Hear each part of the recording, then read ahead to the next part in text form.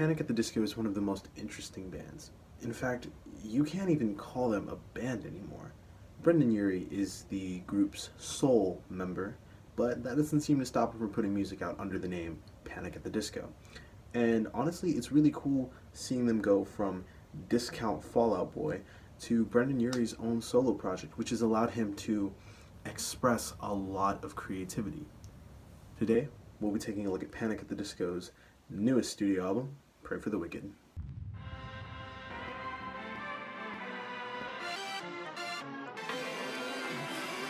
Do I look lonely?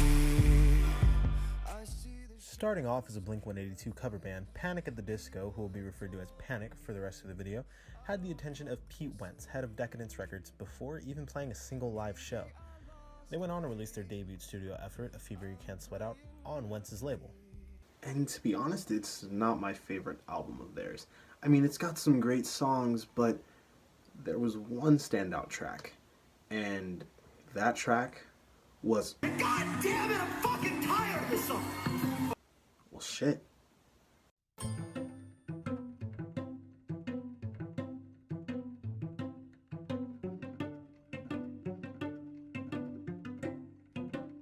This song is amazing, and while it's not my favorite song by them, I can't deny how huge it was. I remember this being played on pop radio.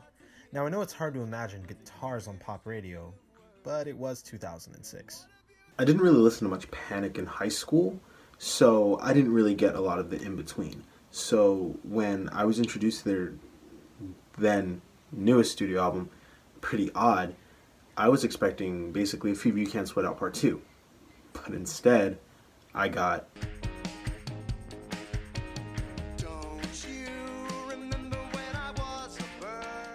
At first I was disappointed, but the more I listened to it, the more I fucking loved this album.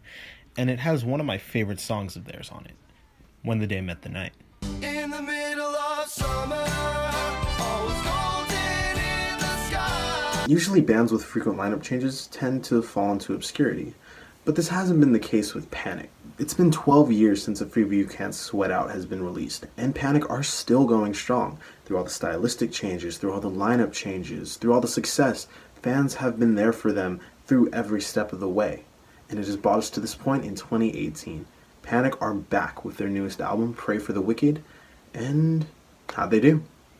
Upon listening to this album for the first time, I wasn't really sure how to feel about this album. I really liked Silver Lining and Saturday Night, which were the two lead singles, but I really wish the album had a little bit more of this feeling because they felt big. They felt very Panic at the Disco-esque. I initially felt that a lot of my fellow reviewers were wrong in calling this an album of generic pop songs, because what even is pop music at this point? If you take a look at the Billboard Hot 100, you're not going to find much pop music. You're most likely going to find hip-hop. Now, with that being said, this album is not without its flaws. The most glaring one being that Panic at the Disco does come off as though they are trying to produce a mainstream radio hit. Maybe this is just Brendon Urie trying to escape how massive I Write Sins Not Tragedies was. It was their biggest single, peaking at number 7 on the Billboard Hot 100. Compare that to Hallelujah, their second biggest hit, which a lot of the songs on this album do sound like, peaking at number 40. So it seems as though they're trying to capture mainstream success by emulating their second biggest song, which I feel that they sacrificed a lot of artistic integrity in doing so. Now, despite my criticisms, there is good on this album. As usual, Brendon Urie's voice just keeps getting better.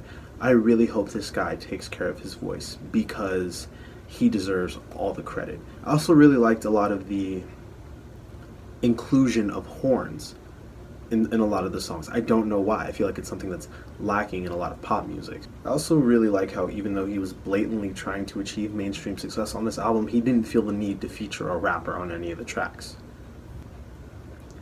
So he did stay true in that aspect.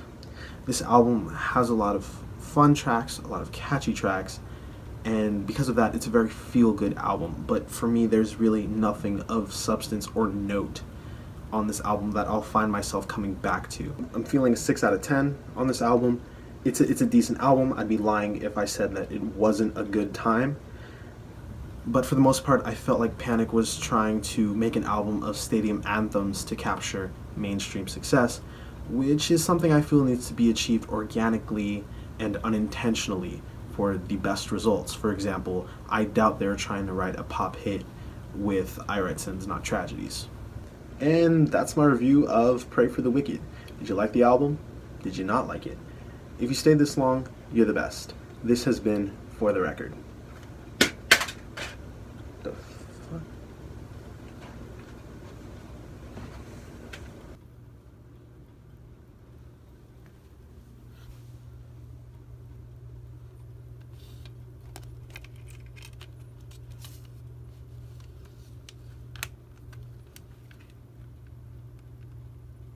Huh.